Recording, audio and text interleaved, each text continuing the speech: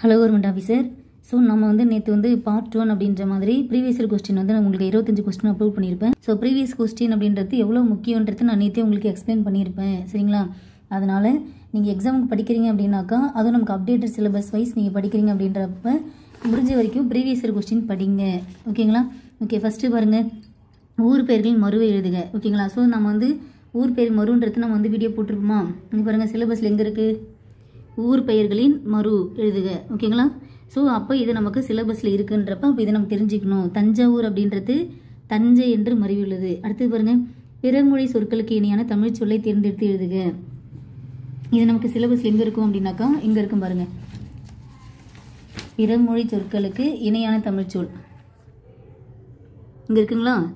பிறமொழி சொற்களுக்கு இணையான தமிழ் சொல். இதுக்கும் நம்ம சேனலில் 6th-லேருந்து 12th வரைக்கும் நமக்கு என்னென்ன கண்டென்ட் இருக்கோ அது எல்லாமே நான் அப்லோட் பண்ணியிருக்கேன். ஓகேங்களா? இங்கே என்ன கொடுத்துருக்காங்க? ஒஞ்சி. ஓகேங்களா? ஸோ இன்னொரு விஷயம் என்ன அப்படின்னாக்கா, இந்த இலக்கணம் ரிலேட்டடாக நமக்கு வந்து கவர்மெண்ட் மெட்டீரியல் வந்து இருக்குது. ஸோ நான் உங்களுக்கு அதையும் நான் ஷேர் பண்ணுறேன். சரிங்களா? ஸோ நம்ம வந்து டாபிக் வைஸ் பார்க்குறப்ப அதையும் நம்ம கவர் பண்ணிடலாம். அதை பார்த்துட்டிங்க அப்படின்னாக்கா உங்களுக்கு இன்னும் நல்லா ஐடியா வரும். சரிங்களா?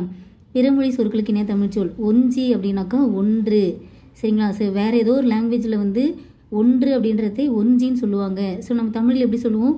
ஒன்று அப்படின்னு தான் நம்ம சொல்லுவோம். கரெக்டுங்களா? ஓகே. ஸோ நீங்கள் ப்ரீவியஸ் கொஸ்டின் படிக்கிறப்ப இந்த மாதிரி சிலபஸையும் பக்கத்தில் வச்சுக்கோங்க. நம்ம பார்க்குற கண்டென்ட்ன்றது சிலபஸில் கவர் ஆகுதா அப்படின்றத நீங்கள் தெரிஞ்சுக்கிட்டே பார்க்கணும். ஓகேங்களா? ஓகே, எங்கே பாருங்கள், உனக்கு பாடத் தெரியுமா என்ற வினாவிற்கு எனக்கு ஆடத் தெரியும் என்று கூறுவது இனமொழி விடை. ஸோ இதெல்லாம் வந்து வினா வகைகள், விடை வகைகள், அந்த டாபிக் கீழே வருது. நமக்கு சிலபஸில் அப்படி எதாவது கொடுத்துருக்காங்களா பார்த்தீங்க அப்படின்னாக்கா அப்படி எதுவுமே இருக்காது. ஓகேங்களா? ஸோ வினா வகைகள், விடை வகைகள் அப்படின்ற மாதிரி எதுவுமே இருக்காது. தெரியுதுங்களா? உங்கள் சிலபஸில் கண்ணில் தெரியுதுங்களா? அப்போ நமக்கு இந்த டாபிக்ன்றது நம்ம படிக்க தேவையில்லை, தெரிஞ்சிக்க தேவையில்லை. ஓகேங்களா ஆஃபீஸர்? ஸோ இது வரைக்கும் தான் இலக்கணம் டாபிக்ன்றது. ஓகேங்களா? அப்போ நமக்கு இது வந்து விடை வகைகள்ன்றது நமக்கு வந்து சிலபஸ் இல்லை. ஸோ இது நமக்கு தேவையில்லை. அடுத்து பாருங்கள், கலைச்சொல். கலைச்சொல் இருக்குங்களா? கலைச்சொல் மட்டுமே நமக்கு 15 கொஸ்டின். அதான் என்ன 15 கொஸ்டின் அப்படின்னாக்கா இங்கே ஒரு 10 கொஸ்டின். இங்கே பாருங்கள், ஆங்கிலம் சொல்லுக்கு இணையான தமிழ் சொல் இருக்குங்களா? ஸோ நமக்கு இங்கேயும் இந்த ஏரியா கவர் ஆகும். அதனால் நம்ம கலைச்சொல்குன்றது தனியாகவே வந்து நமக்கு வந்து கொடுத்துருக்காங்க. ஸோ இதுலேருந்து நமக்கு ஒரு 10 கொஸ்டின்றது நமக்கு கேட்பாங்க. இங்கே பாருங்கள், டிசீஸ் அப்படின்னா நோய். டிசீஸ்னா நோய். சைடு எஃபெக்ட் அப்படின்னா பக்க விளைவு. ஜீன்னா மரபணு. அலர்ஜி அப்படின்னா ஒவ்வாமை. ஓகேங்களா? அடுத்தது பாருங்கள், சரியான கலை சொல்லி தேர்ந்தெடுக்க. லீடர்ஷிப் அப்படின்னாக்கா தலைமை பண்பு. லீடர்ஷிப்ன்றது தலைமை பண்பு ஆகும். சரி, நெக்ஸ்ட் பாருங்கள், எவ்வகை வாக்கியம் என கண்டறிந்து எழுதுக. பார்த்துருந்தோமா? சிலபஸில் என்ன வாக்கியம் அப்படின்றத நம்ம வந்து எழுதியிருப்போம். இங்கே இருக்குங்களா? செய்வினையா, செய்பாட்டு வினையா, தன்வினையா, பிறவினையா அப்படின்றது இருக்குங்களா? ஸோ இந்த டாபிக்ன்றது நான் உங்களுக்கு நல்லாவே டீச் பண்ணி போட்டிருப்பேன். சரிங்களா? செய்வினை, செய்பாட்டு வினை, தன்வினை, பிறவினை, இந்த தொடர் வகைகள்ன்றது நான் உங்களுக்கு அடுத்தது அப்லோட் பண்ணுறேன் நான். சரிங்களா? இங்கே பாருங்கள், செய்பாட்டு வினை தொடரை கண்டறிய சொல்கிறாங்க. ஸோ நான் என்ன சொல்லியிருக்கேன்? செய்பாட்டு வினைனாலே என்ன பார்க்கணும்னு சொல்லியிருக்கேன்? பட்டது அப்படின்னு முடிஞ்சாலே அதுதான் ஆன்சர். வேறு இதில் பட்டதுன்னு இருக்குங்களா? கிடையாது. செய்பாட்டு வினை அப்படின்னாலே அது பட்டது அப்படின்னு சொல்லிட்டு முடியும். அப்போ பத்திரம் பதிவு செய்யப்பட்டது. அப்போ ஆன்சர் இதுதான். நெக்ஸ்ட்டு பாருங்கள், தன்வினை தொடரை தேர்ந்தெடுக்க. ஸோ தன்வினை நீங்கினான், அந்த மெல்லினத்துக்கு இனமான வல்லின எழுத்து இருக்கும் சொல்லியிருக்கேன்னா, ஷார்ட்கட்டாக சொல்லியிருந்திருப்பேன். அதுவே அந்த வல்லின மெய்யெழுத்துடன் வல்லினமே வந்துச்சு அப்படின்னாக்கா அது பிறவினை. இது பிறவினைக்கான உதாரணம். நீங்கினான் அப்படின்னாக்கா தன்வினை, நீக்கினான் அப்படின்னாக்கா பிறவினை. அடுத்தது, விடைக்கேற்ற வினா அமைக்க. அரசுக்கு தவறாமல் வரி செலுத்த வேண்டும். ஓகேங்களா? ஸோ விடைக்கேற்ற வினா, அரசுக்கு தவறாமல் என்ன செலுத்த வேண்டும். நமக்கு சிலபஸ் பார்த்தீங்க அப்படின்னாக்கா விடைக்கேற்ற வினாவை அமைத்தல் அப்படின்ற மாதிரி நமக்கு வந்து எங்கேயுமே இருக்காது. தெரியுதுங்களா? ஸோ இதில் வந்து ஓரெழுத்து ஒரு மொழி, அப்புறமேட்டுக்கா வந்து தொடர் வகைகள், அடுத்தது மரபு தமிழ் பார்த்துருப்போம். அடுத்தது வந்து கலைச்சொற்கள் இருக்குது. அடுத்தது வந்து கொடுக்கப்பட்ட பத்தியிலிருந்து எடுத்து எழுதுதல். நெக்ஸ்ட்டு பார்த்திங்கன்னா அப்படின்னாக்கா ஓமை தொடர் பொருள், மரபு தொடர் பொருள் எழுதல், பழமொழியின் பொருள் எழுதல் அப்படின்ற மாதிரி இருக்கும். அப்புறம் தமிழ் சொற்கள், அப்புறம் பயன்பாட்டில் உள்ள மொழிபெயர்த்தல் அப்படின்ற மாதிரி ஆங்கில சொற்களுக்கு என்னென்ன தமிழ் சொல் அப்படின்ற மாதிரி இங்கே இருக்குங்களா. ஸோ இந்த ஏரியாவும் இந்த ஏரியாவும் நமக்கு ஒன்றா தான் இருக்குது. அப்போ இது நமக்கு வந்து கொடுத்த சிலபஸில் இந்த டாபிக் இருக்கா அப்படின்னாக்கா கிடையாது. ஓகேங்களா. ஸோ என்னுடைய மோட்டிவ் என்ன அப்படின்னாக்கா ஃபஸ்ட்டு வந்து சிலபஸில் இருக்கிற டாபிக் ரிலேட்டடாக கொஸ்டின் எப்படி கேட்டிருக்காங்க அதுக்கு ரிலேட்டடாக கொஸ்டின் ஆன்சர் மட்டும் நம்ம வந்து கொண்டு போகணும் அப்படின்றத என்னோட டார்கெட்டு. ஸோ நம்ம அதை மட்டும் பார்த்துட்டே வரல. சரிங்களா. ஸோ இது வந்து விடை டைப்பு. ஸோ இதுவும் வேண்டாம். அடுத்தது பாருங்கள், சொற்கள் முறையாக ஒழுங்கமைக்கப்பட்ட தொடரை கண்டறிக. இது நமக்கு இம்பார்ட்டன்ட் தான். ஓகேங்களா. ஸோ இது நமக்கு சிலபஸில் எங்கே இருக்குது அப்படின்னாக்கா இங்கே இருக்குது பாருங்கள். யூனிட் 3ல் எழுதும் திறல் ஃபஸ்ட்டே இருக்குங்களா. சொற்களை ஒழுங்குபடுத்தி சொற்றொடர் அமைத்தல் இருக்குங்களா. ஸோ அப்போ இது நமக்கு சிலபஸில் உள்ள டாபிக் தான். சொற்களை ஒழுங்குபடுத்தி அதுக்கு கரெக்டான சொற்றொடர் அமைக்கணும். இங்கே பாருங்கள், ஃபஸ்ட் ஆப்ஷன் என்ன இருக்குது, மல்லிகை குளத்தில் பூக்கும் மலரன்று. குளத்தில் பூக்கும் மல்லிகை மலரன்று மீனிங் வருதா, வரல. பூக்கும் மலர் குளத்தில் மல்லிகை அன்று புரியவே இல்லை. சரிங்களா. மல்லிகை மலர் பூக்கும் குளத்தில் அன்று. ஸோ இதெல்லாம் நம்ம வந்து ஈஸியாக ஸ்கோர் பண்ணிடலாம். சரிங்களா ஆஃபீஸர். ஸோ மல்லிகை குளத்தில் பூக்கும் மலர் அன்று சரியான தொடர் எது கண்டறிந்து எழுதுக. ஸோ இது வந்து சொற்களை ஒழுங்குபடுத்தி சொற்றொடர் ஆக்குதல் தான். ஃபஸ்ட்டு என்ன இருக்குது, போராடி கொண்டே மனிதன் இருக்கிறான் இயற்கையோடு மீனிங் வரல. இயற்கையோடு இருக்கிறான் போராடி கொண்டே மனிதன், இதுவும் வந்து கரெக்டான ஒரு சென்டென்ஸாக இல்லை. மனிதன் இயற்கையோடு போராடி கொண்டே இருக்கிறான். மனிதன் எப்படி இருக்கானா, இயற்கையோடு போராடி கொண்டே இருக்கின்றான், இது மீனிங் தருது. அடுத்தது பாருங்கள், போராடி, இதை பார்த்ததுமே கண்டிப்பாக இது வரான்னு தெரிஞ்சு. ஏன்னா இங்கே வந்து ஒரு சந்தி இருக்குது, ஆனால் இங்கே என்ன இருக்குது, இருக்கிறான் அப்படின்ற மாதிரி இருக்குது. ஸோ இதோட இதுவே வந்து இங்கே இல்லை அப்படின்றப்ப கண்டிப்பாக இது இருக்காது. ஸோ ஆன்சர் இதுதான், மனிதன் இயற்கையோடு போராடி கொண்டே இருக்கின்றான். இதுதான் நமக்கு வந்து கரெக்டாக இருக்குது. கரெக்டுங்களா. நெக்ஸ்ட்டு பாருங்கள், இதுவும் நமக்கு இந்த சொற்களை ஒழுங்குபடுத்தி சொற்றொடர் அமைத்தல் தான். இலக்கியா இனிமையாக பாடியதால் பரிசு பெற்றால். பரிசு பெற்றால் பாடியதால் இனிமையாக இலக்கியா, ஒன்றும் புரியலை. அடுத்து லாஸ்ட் ரெண்டுமே பாருங்கள், இங்கே வெறுமனே இனிமையாக சொல்லிட்டு இதோடு நிறுத்திட்டாங்க. அப்போ கண்டிப்பாக இது ரெண்டும் வராது. அப்போ இங்கே பாருங்கள், இலக்கியா இனிமையாக பாடியதால் பரிசு பெற்றால். ஸோ இதெல்லாம் நம்ம எப்படி ஈஸியாக ஸ்கோர் பண்ணுற மாதிரி உங்களுக்கு ஐடியா இருக்குங்களா. அடுத்து அகரவரிசை. ஸோ அகரவரிசைன்றது என்ன சொல்லியிருக்கேன், ஃபஸ்ட்டு உயிரெழுத்து பார்க்கணும்னு சொல்லியிருக்கேன். ஓகேங்களா. ஸோ ஆலேருந்து அவு வரைக்கும் உயிரெழுத்தை நீங்கள் ஆர்டர் படுத்தணும். நமக்கு கொடுத்துருக்க எல்லாமே உயிரெழுத்து தான் கொடுத்துருக்காங்க. அப்போ என்ன பண்ணணும், அந்த நான் சொன்ன மாதிரி கொஸ்டின் பேப்பரில் லாஸ்ட் பேஜில் போனதுமே உயிரெழுத்துக்கள் ஆலேருந்து அவு வரைக்கும் எழுதிடுங்க. அடுத்து மெய்யெழுத்துக்கள் இக்குலேருந்து இன்ன வரைக்கும் எழுதிடுங்க. சரிங்களா. இல்லைனா அது வந்து உயிர்மையாக காட்டும்னா அப்படின்ற மாதிரி எழுதிட்டு கூட நீங்கள் ஆர்டர் படுத்திக்கலாம். இங்கே பாருங்க, ஊக்கு அப்புறம் தான் ஏ வரும், அதுக்கப்புறம் தான் ஏ, அதுக்கப்புறம் தான் ஓ. ஸோ நம்ம இதே ஈஸியாக கெஸ் பண்ணுற மாதிரி இருக்குங்களா. ஓகே, நெக்ஸ்ட்டு பாருங்கள், வேர்ச்சொல் கொடுத்துட்டாங்க. அதை கொடுத்துட்டு வினையாளன்னு பெயர் கேட்குறாங்க. ஸோ நம்ம வேர்ச்சொல் பார்த்தோம்மா, இது எங்கே இருக்குது, யூனிட் 1ல் சொல் அப்படின்னு இருக்குங்களா. வேர்ச்சொல் அறிதல், அந்த வேர்ச்சொல்லிலிருந்து வினைமுற்று, வினையெச்சம், வினையாளன்னு பெயர், பெயரெச்ச வகை அறிதல். ஸோ நான் இதுவும் உங்களுக்கு நான் வீடியோ வந்து அப்லோட் பண்ணி கொடுத்துட்டேன். சரிங்களா. அது பார்த்தாலே உங்களுக்கு ஓரளவுக்கு ஐடியா வந்து இருந்திருக்கும். வினையாளன்னு பெயர் அப்படின்னாலே அவன் அப்படின்னு முடின்னு சொன்னா, அவன் அப்படின்னு வந்தாலே, தந்தவன் அவன் அப்படின்னு வந்தாலே அது வினையாளனின் பெயராகும். சரிங்களா. இது என்ன அப்போது, இது வினையெச்சம். தந்து அப்படின்னாக்கா வினையெச்சம். இது வந்து தருதல் அப்படின்னாக்கா தொழிற்பெயர். சரிங்களா. தந்தான் அப்படின்றது வினையாளன் பேர் வராதுங்களா அப்படின்னாக்கா வராது. சரிங்களா. ஸோ அவன் அவள் இந்த மாதிரி முடிஞ்சாக்கா அதுதான் வினையாளனின் பெயர் ஆகும். நெக்ஸ்ட்டு பாருங்கள், பண் என்னும் சொல்லுக்கு இணையற்ற சொல் எது. அதாவது இங்கே வந்து பொருத்தம் இல்லாதது, மற்ற எல்லாமே வந்து நமக்கு வந்து அதுக்கான மீனிங் கொடுத்துருக்காங்க. சரிங்களா. ஓகே மேம், இது நம்ம சிலபஸில் இருக்கா அப்படின்னாக்கா இங்கே இருக்குது பாருங்கள், பொருந்தா சொல்லை கண்டறிதல் இருக்குங்களா.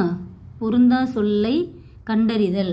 இப்போது பண் அப்படின்றதுக்கு ஒரு சொல் இருக்குது, அதுக்கு இணையற்ற சொல் எது அப்படின்னாக்கா பனி. மற்றதெல்லாம் பாருங்கள், பண்ணாலே வந்து இசை ஓசை பாடல் அப்படின்ற மாதிரி மீனிங் வருமா, கண்டிப்பாக வரும். ஸோ இது மட்டும்தான் வராது.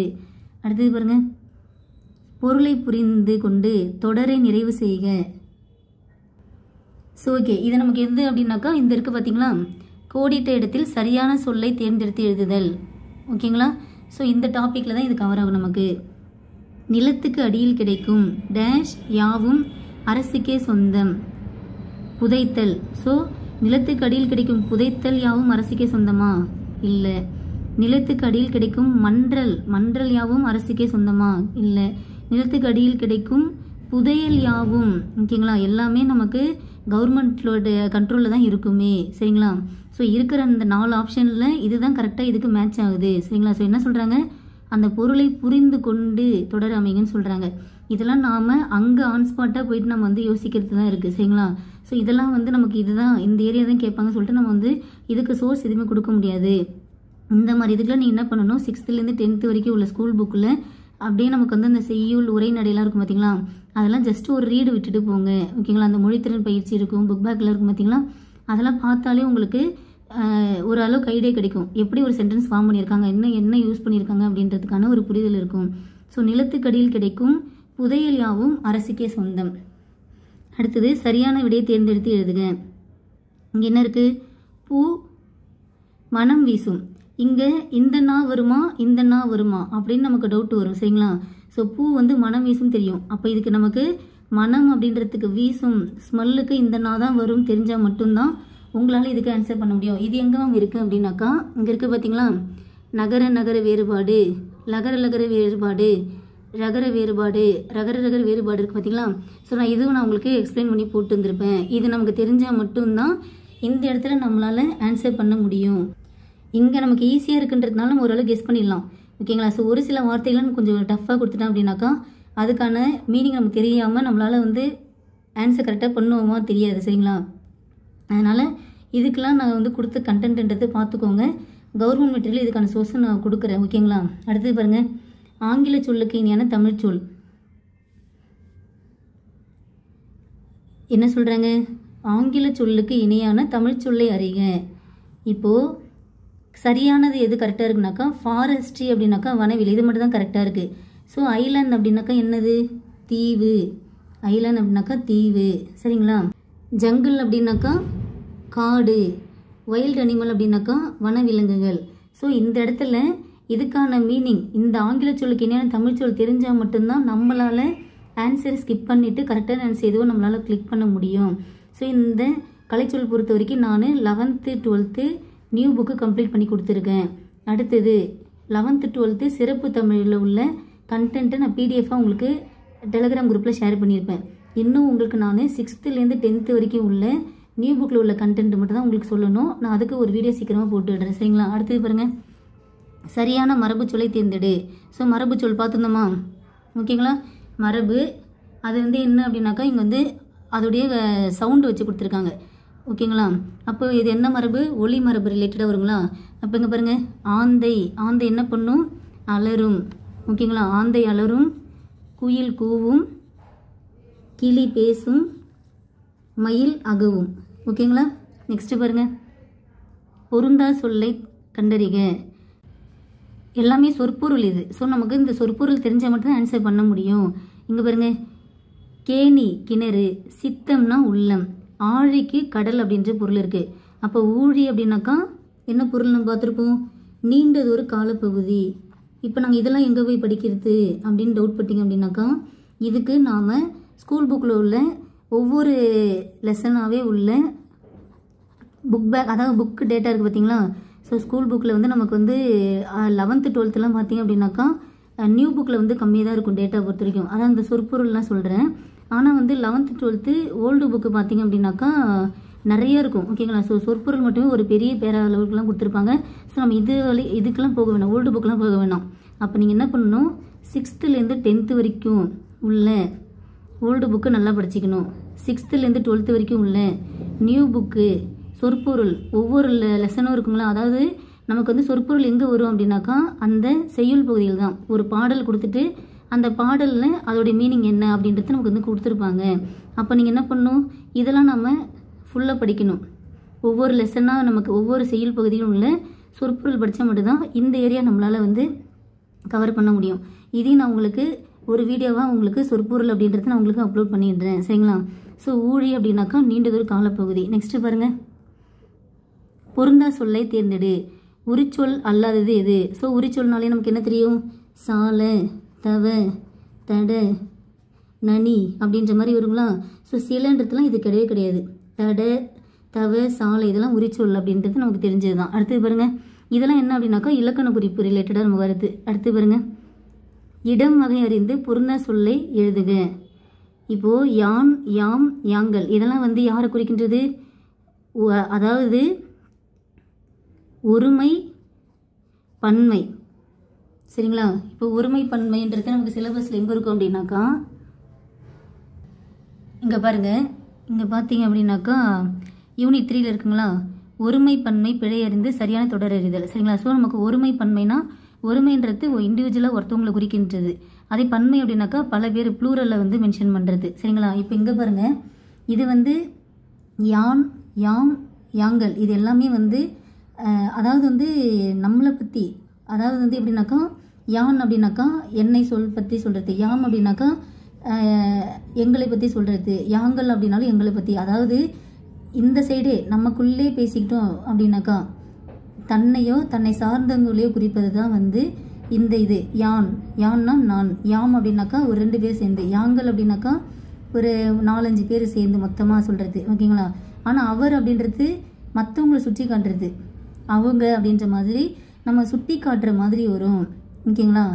இது அவர் அப்படின்றதுலாம் நமக்கு வந்து சுட்டி காட்டுற மாதிரி இருக்கும், அவங்கள கூப்பிட அவங்களதான் அப்படின்ற மாதிரி.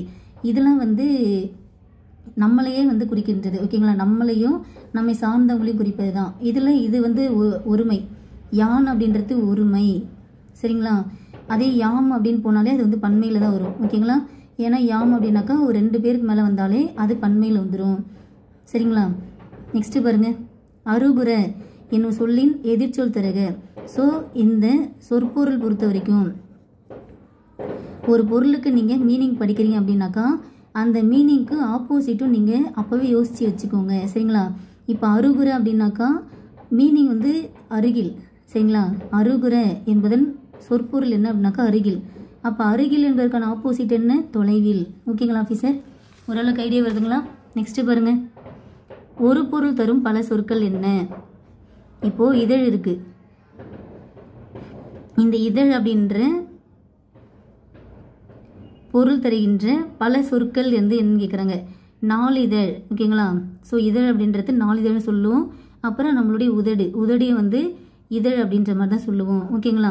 நெக்ஸ்ட்டு பாருங்கள், இதெல்லாம் எங்கே இருக்குது அப்படின்னு கேட்குறீங்களா. ஒரு பொருள் தரும் பல சொற்கள்லாம் இங்கே பாருங்கள், இங்கே தான் இருக்கும். இங்கே பாருங்கள், யூனிட் 2ல் சொல்ல வரதுன்னு இருக்குங்களா, அதில் பாருங்கள் ஒரு பொருள் தருகின்ற பல சொற்கள். ஓகேங்களா ஆஃபீஸர். அதே மாதிரி இதுக்கு முன்னாடி நம்ம வந்து பார்த்தோமா ஒருமைப்பன்மை, அது நமக்கு வந்து இங்கேயே கொடுத்துருப்பாங்க. ஒருமைப்பன்மை அறிதல் அப்படின்ற மாதிரி கொடுத்துருப்பாங்க. இங்கே வந்து அந்த ஒருமைப்பன்மை பிழையை இருந்து சரியான தொடரை வந்து எப்படி அமைக்கலாம் அப்படின்றத இங்கே கொடுத்துருப்பாங்க. சரிங்களா. ஸோ ஒரு பொருள் தரும் பல சொற்கள் இங்கே இருக்குங்களா. ஓகே, அதுதான் இங்கே கொடுத்துருக்காங்க.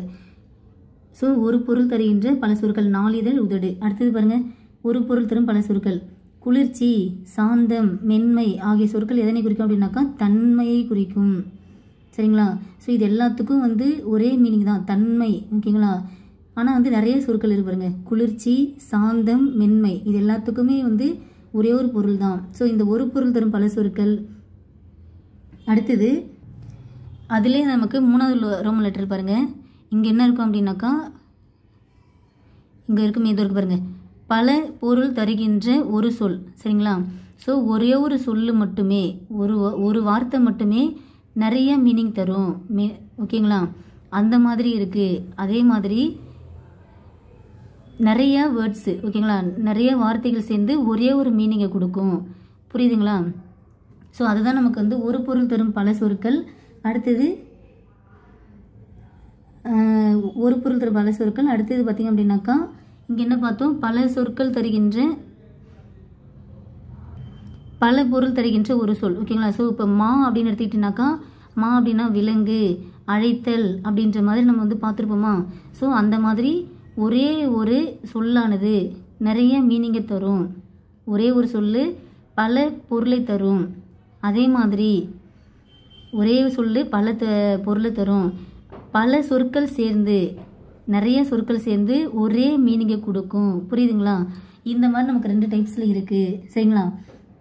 ஸோ இதுக்கு ரிலேட்டடாக நமக்கு ஸ்கூல் புக்கில் எங்கெங்கே இருக்குன்றது டேட்டாவை மட்டும் நான் வந்து தனியாக எடுத்து வச்சுருக்கேன். அதில் பார்த்தீங்கன்னாக்கா டேட்டா ரொம்ப கம்மியாக தான் இருக்குது சரிங்களா. ஸோ நமக்கு அது பத்தாது. அதனால் நம்ம என்ன பண்ணுறோம் அப்படின்னாக்கா ப்ரீவியஸ் இயர் கொஸ்டினில் இருக்கிற கண்டென்ட்டில் நம்ம எப்படி கேட்டுருக்கான்னு பார்க்க போகிறோம். அடுத்தது அவுட் சோர்ஸு கவர்மெண்ட்டில் வந்து எதாவது இருக்கான்றதையும் உங்களுக்கு நான் சேர்த்து இந்த ஒரு பொருள் தருகின்ற பல சொற்களையும் ஓகேங்களா. அடுத்தது பல பொருளை தருகின்ற ஒரு சொல்லையும் ஓகேங்களா. இதெல்லாம் உங்களுக்கு நான் எப்படியாவது உங்களுக்கு வீடியோவை நான் ரெடி பண்ணி கொடுத்துட்றேன் சரிங்களா. ஸோ நான் இந்த ஏரியாலாம் வந்து உங்களுக்கு ஸ்கூல் புக்கில் எங்கெங்கே இருக்குன்றது நான் வந்து எடுத்து வச்சுட்டேன் சரிங்களா. ஸோ இதெல்லாம் நான் ஆல்ரெடி எடுத்து வச்சுருக்கேன் ஸ்கூல் புக்கில் கவர் ஆகிறது. பட் நான் இதுக்கு இன்னும் நிறைய டேட்டா கலெக்ட் பண்ணுறேன் சரிங்களா. ஸோ நம்ம day by day previous question பார்க்குறப்பவே ஓரளவுக்கு நம்ம கவர் பண்ணிடலாம் ஓகேங்களா ஆஃபீஸர். சரி ஓகே, இன்றைக்கி நம்ம ஒரு 50 கொஸ்டின் பார்த்துருக்கோம். உங்களுக்கு யூஸ்ஃபுல்லாக இருக்கும்னு நினைக்கிறேன். தேங்க்யூ.